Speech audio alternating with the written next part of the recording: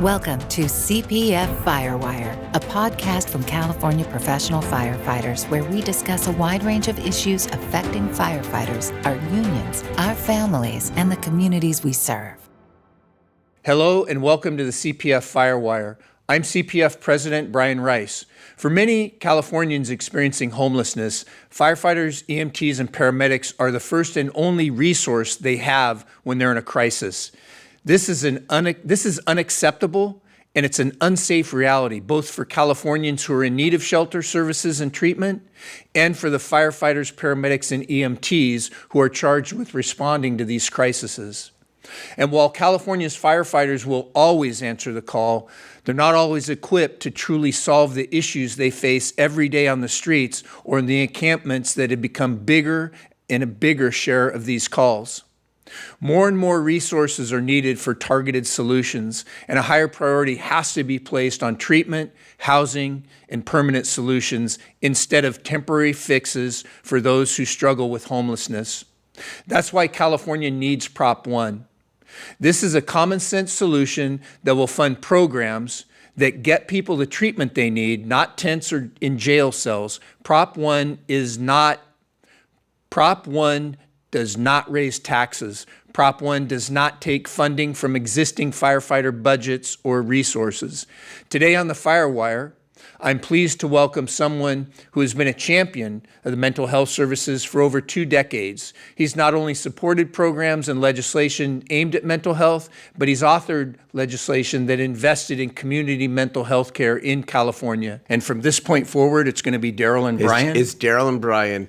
It's such an honor to be with you and to be here with the California professional firefighters. We do go back 30 years. Darrell, I think about your first council run for Sacramento City Council. This is back in the day that we silk screened your signs in a driveway. And laid them all out on the grass to let them dry before we posted them around the city. And I had very dark hair and a mustache. And I had more hair. Yes, we did. Well, put it this way. We were in our early 30s back then. Yeah, I was 32 when I got elected. And what a journey. What a run. And I think back, and one of the things that has always connected us is a passion for behavioral and mental health. And the fact that it's always been a problem for all of us, but it's a crisis level. And that single issue has connected you and I over all of these years. It wouldn't matter what we're doing in the business that we do. We have never lost sight of that, and I have so always cherished that relationship with you on that. And I know we have a lot to talk about today. We do, but I do think it's worth saying that as the firefighter profession has changed over the years, the truth of the matter is we put it all on our firefighter paramedics. We put it on our police officers to be the first responders for so many people in crisis. And what we're trying to fix here in the big picture is to make sure that the systems that we have allow people to get the help they need as early as possible.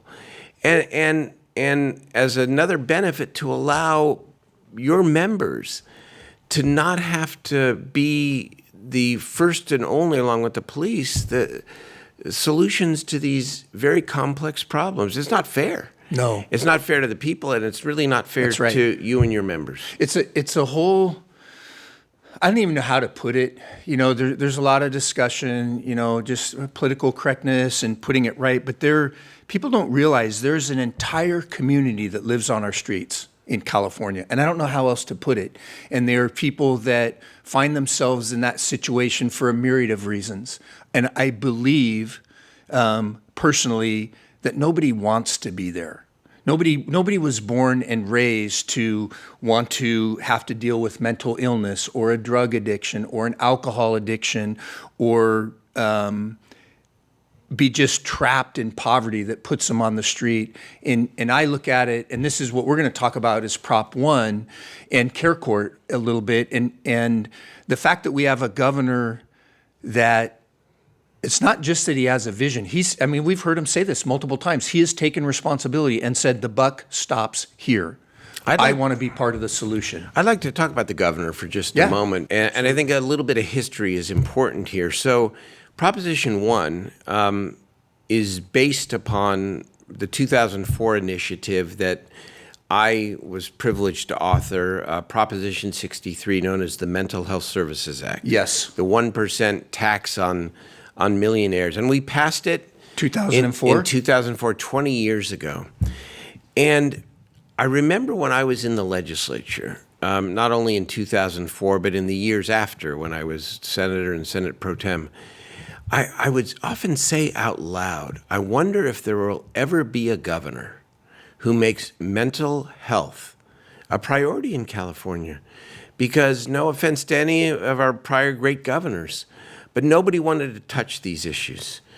And one of the reasons why I have hope and why Prop 1 is so important is that we finally have a governor who has not been afraid to lean in and to make these sets of issues the public health priority, the public policy priority that they always have been, and should but be. never were. I'm going to interrupt you, Darrell. Give him credit. Because as the author of the I'll get it wrong. The Mental Health Services Act. Yes, MHSA. MHSA. And so that was 2004. And here we are in 2024 as the author. And you touched on the governor. And really what the governor's doing is it's a new edition or an updated edition. And as the original author of the bill, and so you've seen it all, from when it was written to what this governor wants to do. And I would love to hear your thoughts on that as we modernize how we deal with mental health issues in our community. So I like to always joke, that I thought I had written the perfect law back in 2004, but of course no law is perfect. Right. And what we did in 2004 was create a massive funding stream. It's generated $31 billion for public mental health since 2004. Generates about $3 billion a year. And when we wrote it with some headlines and a lot of very important findings about the need to focus on people with the most serious and persistent mental illnesses, the needs to invest in cutting-edge prevention. But we did not require, with some minor exceptions, how the money should actually be spent. We left it to the 58 counties. And the counties who are the health and human service providers for the state of California, yes. Yep, not the cities where a lot of the homeless problem resides in California. It is the counties. And by and large, over the course of 20 years, I believe the counties have done a good job spending the money. They really have. But it was the only funding source, major funding source for community mental health for those 20 years. And so they've spent it far and wide and a little bit or a lot thin. And they have not focused on the original intent of the law. Talk about that a little bit so that we can kind of get a vision of that. Yes, here was the original intent. When I got into the legislature in 1998, I authored a series of bills called the AB 34 2034 bills. It was the first significant investment in community mental health in a long time, $55 million a year. And its title, Integrated Services for the Homeless Mentally Ill. A little bit wonky, but that was the title. The money was spent on people on the streets with severe mental illness. And we showed dramatic decreases in hospitalization, in jail time, in days of homelessness, reduced arrests, all positive indicators. So when we wrote Prop 63, the Mental Health Services Act, we intended to expand the integrated services for the homeless mentally ill. We wanted at least a significant portion of that money to go to what we call the whatever it takes approach, the wraparound services. Okay. Assertive outreach, case management, because people need someone to guide them as they're getting off the streets, mental health and substance abuse services, temporary housing is necessary, and permanent housing. And what happened over 20 years, in part because I think it's a really hard problem, it is. the counties have not focused enough of those precious resources. It's the people's money, after all. The people passed the initiative, consistent with that original intent. They had not spent the money enough on chronic homelessness. So I wanted to, as I was listening and thinking about this, and I think this is important because we don't very often get to sit with one of the original authors. Yeah. And you touched on the partnership of cities and counties, and as a major mayor, Sacramento, our capital city, we've all watched that interaction, and I'm glad that you brought this up because a lot of the average firefighters, I come to work, I do my job, I fight fires, I provide emergency medical help, but not everybody really looks at who's responsible for what. And I thought a key point is counties are the Health and Human Services group. And you did touch on what the original act was for, and I wanted to talk to you about Prop 1. And does this get us a little bit more back on track? It does. And refocus the spending to close gaps. Here's the way that I describe it, Brian. It provides upfront accountability that maybe was lacking with the original Mental Health Services Act, and here's how it does it. It simply says 30% of this money, average of $3+ billion a year, has to be spent on housing and housing supports for people living with severe mental illness. Now, half of that money needs to be spent on people who are chronically homeless. The other half can be used to prevent homelessness. But it's intended to hold the counties and the providers and the state, frankly, accountable to having a more focused approach and using those resources to help get people off the streets. 35% for the wraparound service model known under the original act as full service partnerships. In other words, with a focus again on people who are living with chronic homelessness who have underlying conditions. We also expand eligibility from just mental health to substance abuse as well, which is why we call it behavioral health. And so this is more in line with what we intended when we wrote the Mental Health Services Act. And it is also responsive to what the people are telling us they want to see. And look at the plight of veterans, which is a significant focus, is really important. But the people are saying focus on the elements that have been proven to work and do it with these resources. That's why I think Prop 1 is going to pass. And it's not the only part of Prop 1. No, it's big, but I want to get your thoughts on this as I look at it. And you go back and Governor Newsom has really, he always goes back to the very beginning. And he goes back before then Governor Reagan. He really travels back in time. And this is what I also want to get your thoughts on this. When you think about prior to Governor Reagan, we really just warehoused the mentally ill. I mean, that's what we did. We put them in hospitals, in facilities. Most of them were locked down. There really wasn't probably a lot of opportunity there. There probably wasn't a lot of services or wraparound services. But more than anything, if you were in one of those facilities, that's probably where you were going to live your life. And you know, we've had a lot changed. A lot of those facilities were closed down. We have the issues that we have today with people living on the street. But it's interesting to me that we have realized we've got to go back to the housing piece and look at it in a more humane way, and in a way that we can wrap services into it to begin to break the cycle. We're really not talking about two different things versus what was done in the 40s and 50s. We're looking at it going, we're dealing with human beings. And whether anybody politically in this nation, we're all over the map and we're charged in a bunch of different ways. But we're looking at this as, I look at as a firefighter, this is whole person care. It gets people off the streets. It gets safety. It gets warmth. It gives an opportunity to build a life off of the street. There's absolutely no question. Several observations about the history. First of all, I think it's fair to say that One Flew Over the Cuckoo's Nest, the famous Academy Award-winning movie, may have been fiction, but it was pretty close to the truth. That was the condition of these institutions where people were drugged up and they had no opportunity to live a decent life And what happened, it was not just Ronald Reagan, it was John F. Kennedy on a national level. And weeks before he was assassinated in 1963, gave his great speech about the need for community mental health. Second observation, you remember the era of the typewriter? I do. Okay. I took typing in high school. So here's a little history. When we wrote Prop 63, I actually went back and looked at the 1967 Lanterman-Petra Short Act, which was the famous act in California that began closing the state hospitals. And Ronald Reagan was the governor, and you had a Democratic legislature. So it was bipartisan, and it was well-intended.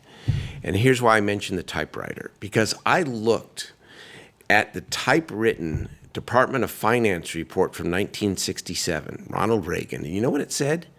It said the state was committing to taking 90% of the savings from the closure of those hospitals to invest in community mental health care. And you know, the sad truth, before the Mental Health Services Act, before Governor Newsom's leadership and all the money he's put in, and now Prop 1, that has continued to be a promise unfulfilled. We never did it. Why? Many reasons. California's finance system changed. It became much more difficult to invest state resources. And mental health was always at the bottom of the priority list because people were afraid to talk about it. The word stigma was absolutely true. One of the great things, there's a lot of things to be worried about, but let's talk about something that's positive. The world is changing in some positive ways around mental health. And I give this younger generation so much credit because people are talking about it now. The awareness level is incredible. You better believe it. And, COVID, it was a terrible thing.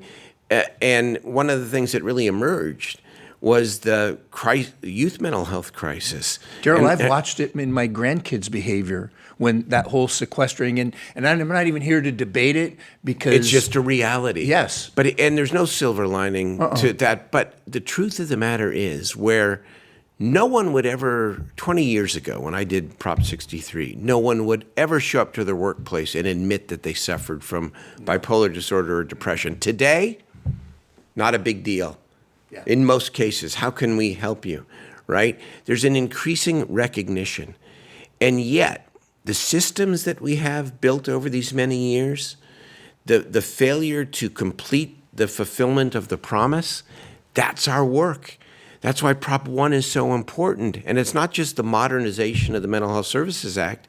It's the accompanying $6.3 billion bond that will allow us to provide more safe spaces, more beds for people with various levels of mental health issues. So I want to jump into that. We'll get into and that. Pick your brain on Okay, it. but that's this is about fulfilling the promise. And we may never completely fulfill the promise, but it is our job and the voters' job in 2024 to get that much closer. Part of it is renewing the promise too. Well, because, very good. Because a lot of us don't know. I know what I know about. Yeah. And to be able to sit here with you that, your life of public service, mental health and behavioral health has been a huge part of it. The Steinberg Institute. Yes. And just as I've watched you in this community, and it's always touched me, and we're friends over it. And this being a mayor, when you look at Engine 1, Engine 2, and Chavez Park, and the firefighters, and this is where I kind of want to internalize it a little bit because I want to get a mayor's view. Whether it's San Jose Engine 3, Matt Tuttle is a firefighter, a captain with San Jose. He's on the governor's task force around Prop 1 and mental health. And so I've talked to firefighters all over this state. In my city, in my department, and almost en masse, I hear them say, Brian, we want to help. We will never complain about going on the calls. We're not helping anyone. What do you see? Look at it from a firefighter's lens, a firefighter paramedic who's on the medic or on an engine company that's delivering this service. And if we get Prop 1, when we get Prop 1 passed, and when we begin to see the fruits of that labor as a mayor on the other side of this, how do you think that you're going to see it benefit not only the communities, but the firefighters that are on the front line? Several things. First of all, I think I want to say that in Sacramento, we have an improved relationship with our county. We've got a legally binding partnership agreement, and we're working better than ever before. So that is progress. We still have a long way to go. But simply put, this is what we need to see in the city. We need to see more outreach teams on our streets, clinically trained mental health workers intervening on a daily basis with people with obvious behavioral health conditions in these encampments. We need more what I call case management, where individuals are responsible, trained people can help navigate people out of those encampments.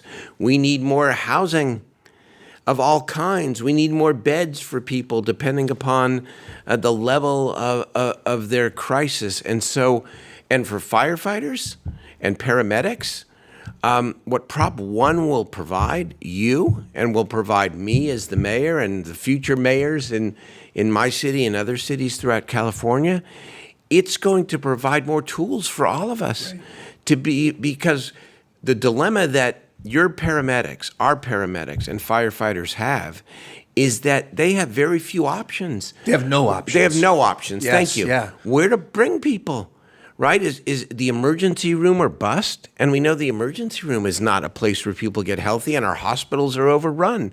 We do have some alternatives, but we're at capacity. And so this is going to allow us to increase that capacity so that you, the firefighter, the paramedic, even the police officer in the appropriate instance, but certainly the mental health outreach worker, the nonprofit providers who are experts and great at this, more capacity to be able to help people and answer that most important question that we can't answer today. And that is, once we intervene with somebody, where can we take them? What happens? What happens? Where's the housing? Where's the shelter? When I started as mayor, I always say we funded less than 100 beds. We're now up to 1,350 a night, every night. I did not know that. And it's not nearly enough. And the county has increased their inventory as well.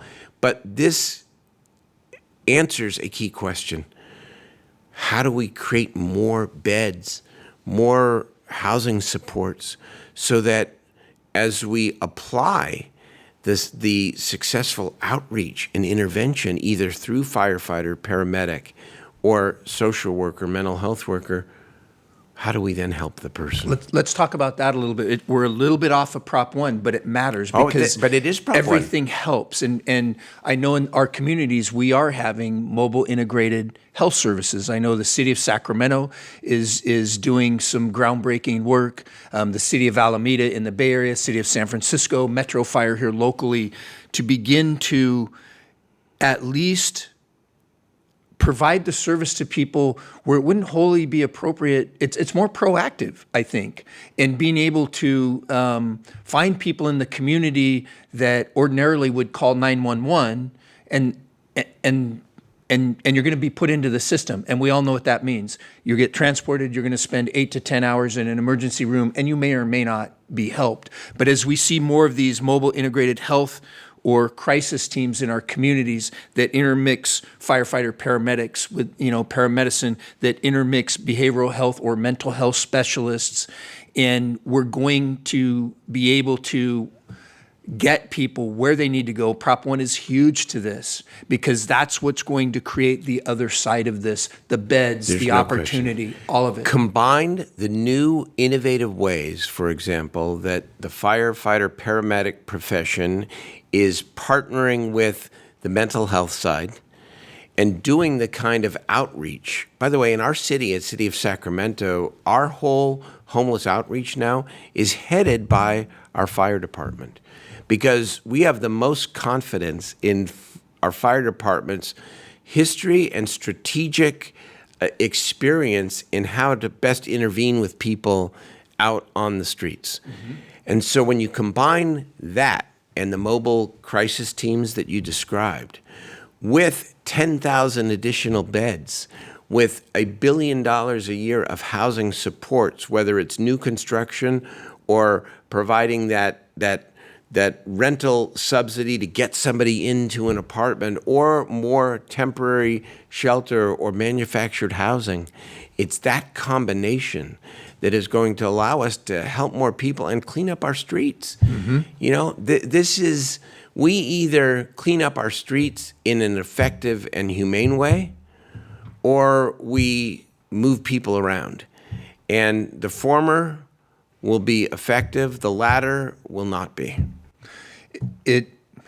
We just relocate problems. Right. And, you know, as I go through this and I look at the calls for service, the city of San Francisco, almost 25% of their 911 calls are into the unhoused community in San Francisco. And so there's no question that we're at a crisis level. And I didn't want to talk about politics. I want to talk to you and I want to get your take. You're a mayor. You've been the pro tem in the Senate. You've been an assembly member. You have been a public servant at all levels. How important is the process where firefighters or firefighter labor engages with the policymakers, whether it's their mayor, whether it's their city council or their board of supervisors or their assembly person? How does that make things like Prop 1 be successful overall?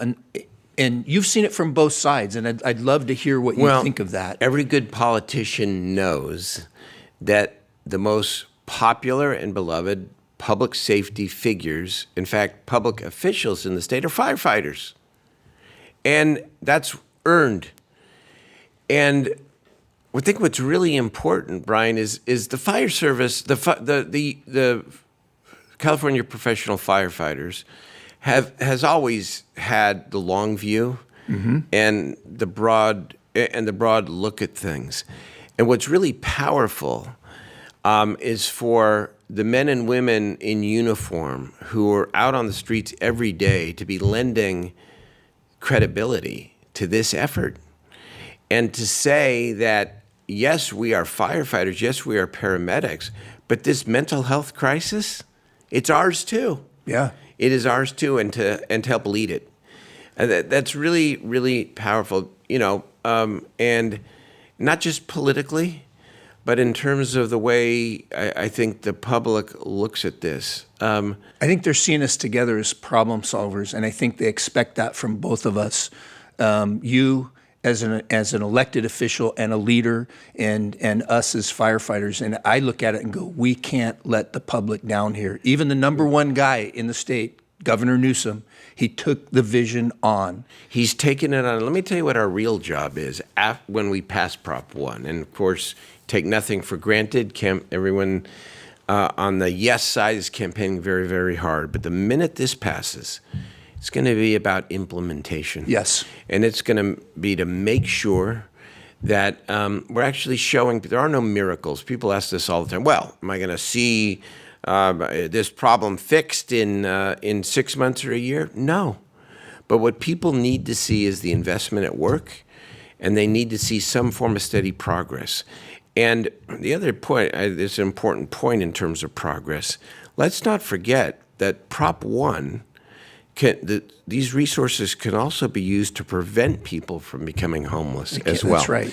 Because that's our biggest issue. We've gotten, in this state, Governor Newsom talks about it all the time, 71,000 people off the street since he became governor. I know in my city, thousands of people. I always say, and I'm joking, half joking, we should be having a parade in every city. I mean, those are real human beings whose lives are better.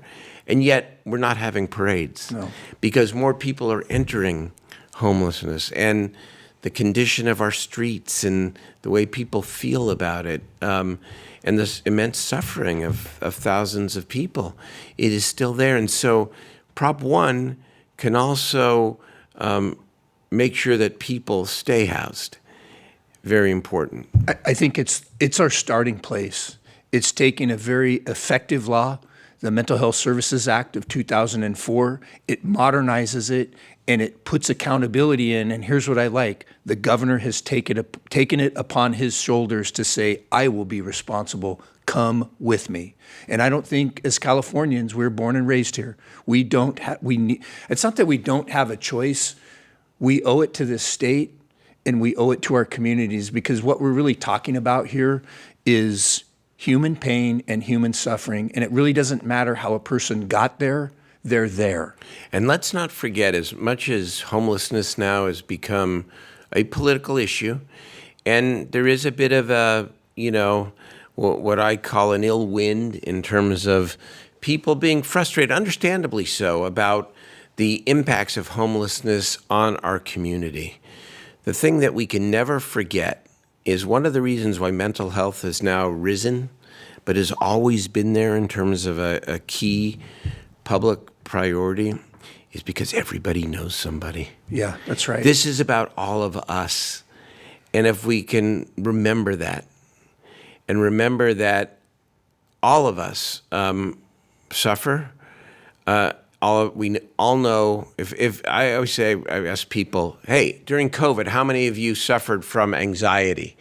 And the people who don't raise their hands, I said, you're not telling the truth. Yeah.